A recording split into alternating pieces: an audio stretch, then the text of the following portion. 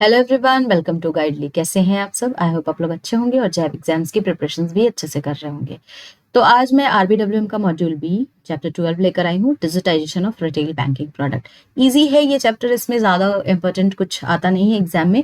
एक कॉन्सेप्ट है जिसको हम डिजिटल लेंडिंग बोलते हैं, उसके बारे में पढ़ लेते हैं। ऐसे एग्जाम्स में आपके क्वेश्चन पूछे जाते हैं। तो डिजिटल लेंडिंग क्या होता है? डिजिटल लेंडिंग का मतलब है कि इंस्टीड ऑफ आप ब्रांच में जाकर इन पर्सन जो भी लोन्स लेते हो, अब उसको आप ऑनलाइन भी ले सकते हो वाया योर वेब और मोबाइल प्लेटफॉर्म। तो अब आपको डिजिटली लोन लेने की फैसिलिटीज प्रोवाइड की जा रही है, रेदर देन आप इन पर्सन ब्रांच में जाओ और लोन्स लो। काफी टाइम टेकिंग भी होता है, वो डॉक्यूमेंटेशन प्रोसेस वगैरह होते हैं। यहाँ पर आप इजिली घर बैठे बैठे आसानी से लोन को ले पाते हो। तो ये काम कैसे करता है, इसके वर्क के बारे में थोड़ा सा देखेंगे। तो आप यहाँ पर क्या करते हो, या तो आपका मोबाइल ऐप है या कोई वेब पोर्टल है डिजिटल लेंडिंग का, आप वहां पे पहुंच जाते हो। फिर आप वहां से अप्लाई करते हो लोन के लिए, online apply for the loan. फिर यहाँ पर वेरिफिकेशन होता है। अब वेरिफिकेशन जब होता है तो सिस्टम क्रॉस वेरीफाई करती है आपकी क्रेडिट वर्दिनेस, आपके डिटेल्स यूजिंग टेक्नोलॉजी। ठीक है, यूजिंग टेक्नोलॉजी। वेरिफिकेशन जब हो जाता है, इसके बाद आता है अप्रूवल की बारी। तो जैसे ही आपका अप्रूवल जब आपका वेरिफिकेशन हो गया, कोई भी दिक्कत कोई भी इशू नहीं दिखती है, तो आपके मनी को ट्रांसफर कर दिया जाता है। अप्रूवल के बाद आपके बैंक अकाउंट में मनी ट्रांसफर हो गया। अब आप इस लोन को कैसे रीपे करोगे? तो ऑनलाइन ही इस लोन को रीपे करोगे। देखिए कितना इजी है, कितना फास्ट है, घर बैठे बैठे टाइम भी बच रहा है और खुद के आप फोन से, अपने मोबाइल ऐप से और वेब पोर्टल से आप इजिली यहाँ पर अप्लाई कर सकते हो with the help of digital lending. Quick है, इजी है, कन्वीनियंट है। बट यहाँ पर ना कुछ इश्यूज डिजिटल लेंडिंग से रिगार्डिंग, कुछ इश्यूज, कुछ कंसर्न यहाँ पर काफी ज्यादा देखने को मिलते हैं। क्या है वो इशू, क्या है वो कंसर्न? तो यहाँ पर आप देखेंगे कुछ लेंडर्स आपसे अनफेयर मीन्स से, अनएथिकल मीन्स से चार्जेस हाई मांगते हैं। ठीक है, तो यहाँ पर जो चार्जेस देखने को मिलते हैं कंपेयर टू ब्रांच बैंकिंग, यहाँ पर काफी हाई देखने को मिलता है। यहाँ पर पर्संस के डेटा को लेकर के काफी ज्यादा इशू देखने को मिलता है। ऑनलाइन प्लेटफॉर्म है भाई, तो यहाँ पर डेटा ब्रीचेस के चांसेस, मिसयूज होने के चांसेस ज्यादा नजर आते हैं। रेगुलेशंस कोई नहीं है, लैक ऑफ रेगुलेशंस है, जैसे कोई स्ट्रिक्ट यहाँ पर रेगुलेशंस आपको देखने को नहीं मिल रहा। तो ये सारे ना काफी कंसर्न देखने को मिल रहा था। कुछ लेंडर्स ऐसे थे, कुछ लेंडर्स तो फॉलो कर रहे थे बैंकिंग नॉर्म्स, बैंकिंग रूल्स को। कुछ ऐसे होते थे कि चलो ठीक है भैया, चार्जेस हाई ले लेते हैं, क्या फर्क पड़ता है।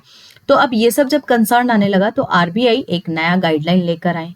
तो आरबीआई रेगुलेटरी फ्रेमवर्क 10 अगस्त 2022 को वो एक नया फ्रेमवर्क लेकर आए regarding the digital lending ecosystem, जिसमें उन्होंने कहा कि आपको फेयर प्रैक्टिस करना है अपने कस्टमर्स के साथ। तो कोई भी यहाँ पर कस्टमर से अनफेयर मीन्स से चार्जेस नहीं ले सकता है। तो यहाँ पर कस्टमर्स के लिए सेफर और फेयरर डिजिटल लेंडिंग होना चाहिए।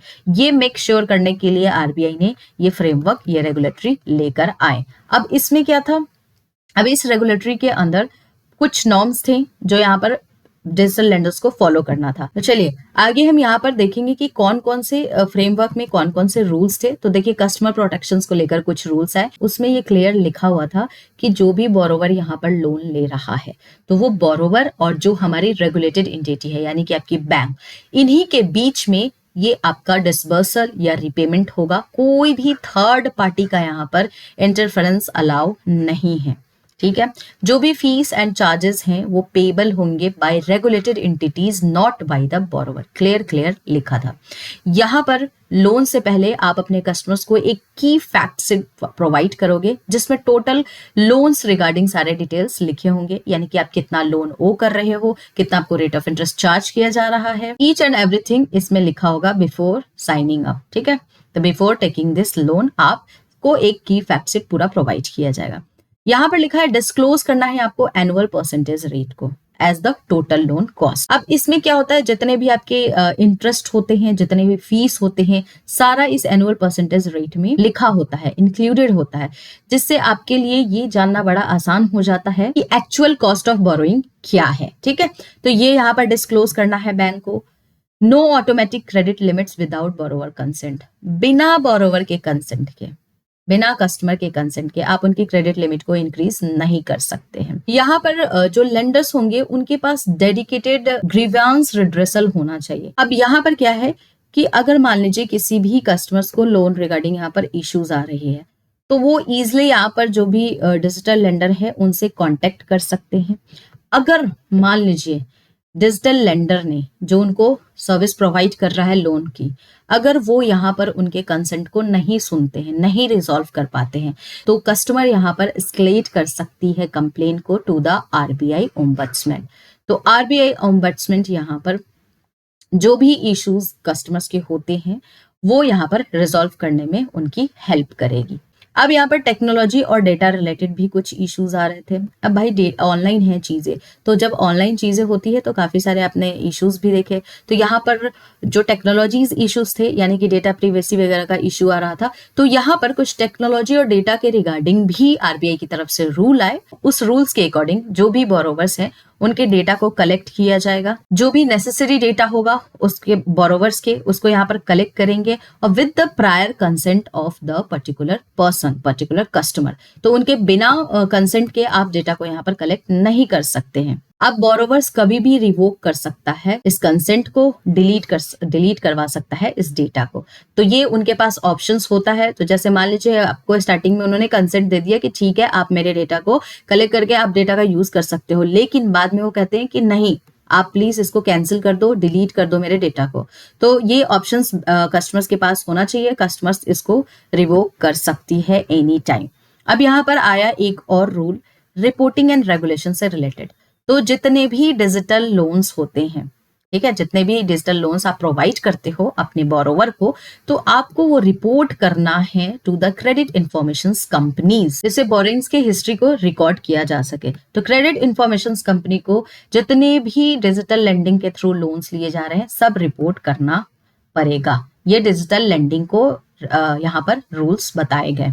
इसके अलावा कोई भी अगर न्यू डिजिटल लेंडिंग प्रोडक्ट्स आप लेकर आते हो, जैसे कोई शॉर्ट टर्म लोन्स वगैरह आप नया लेकर आते हो, डिफर्ड पेमेंट लोन्स अगर लेकर आते हो, तो उसको भी आपको रिपोर्ट करना है to the credit information company. यानी कि ईच एंड एवरीथिंग आपको रिपोर्ट करना है सीआईसी को रिगार्डिंग द लोन। अब इन सब से क्या होता है, ये जो आरबीआई की तरफ से रूल आया, अब इससे क्या हुआ कि काफी ज्यादा ट्रांसपेरेंसी हो गई, कस्टमर्स के लिए थोड़ा सा सेफ हो गया, फेयरर हो गया, राइट कि जिस तरीके से वो ब्रांच में आती थी बैंक से लोन्स लेने के लिए, उसी तरीके से यहाँ से भी इजीली लोन्स ले सकती है, फास्टर ले सकती है और सेफ भी है। तो इसके लिए आरबीआई ये सारे रूल्स और गाइडलाइंस लेकर आए थे। तो ये है आपका छोटा सा डिजिटल लेंडिंग से रिलेटेड टॉपिक। इससे रिलेटेड क्वेश्चंस करेंगे गाइस। तो पहला क्वेश्चन है, who is responsible for paying fees and charges to the lending service provider in the digital lending process? तो the borrower, the regulated entities, the Reserve Bank of India और any third party intermediary. Correct answer क्या होगा? Regulated entity.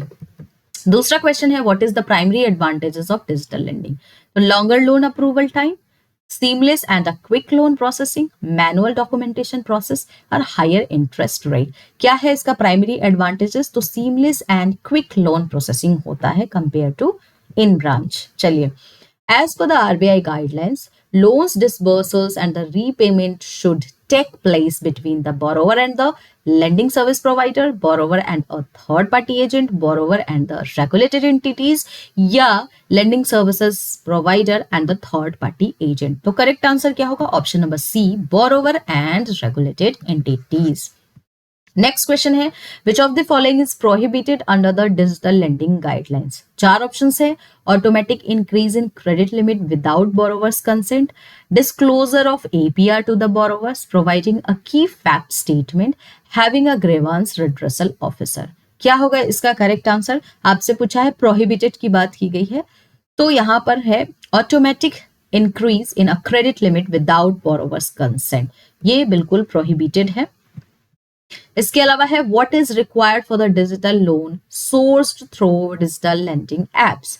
तो must be reported to the credit information companies, must not exceed 50,000, must involve third party agent and must be repaid within 30 days। क्या होगा correct answer? तो must be reported to the credit information companies. तो ए is the correct answer. ये छोटा सा आपका topic था, complete हो गया। रिपीटेडली जिस कॉन्सेप्ट से क्वेश्चन आता है वो है डिजिटल लेंडिंग, मैंने आपको बता दिया है। और नेशनल फाइनेंशियल स्विच के बारे में ऑलरेडी मैंने आपको पढ़ा रखा है, प्लेलिस्ट बना हुआ है, जाकर वहां पर देख सकते हैं। गाइस पेड बैच चल रहा है, जिनको भी इनरोल करना है इस गिवन नंबर पे कॉल कर ले, टेलीग्राम चैनल से जुड़ जाए, वहां पे हम आपको पीडीएफ्स भी प्रोवाइड करते हैं। तो चलिए लाइक कर लीजिए, शेयर कर दीजिए, सब्सक्राइब कर लीजिए। कोई डाउट होगा तो कमेंट सेक्शंस में आप मुझसे पूछ सकते हैं। मिलते हैं हम लोग नेक्स्ट वीडियो में।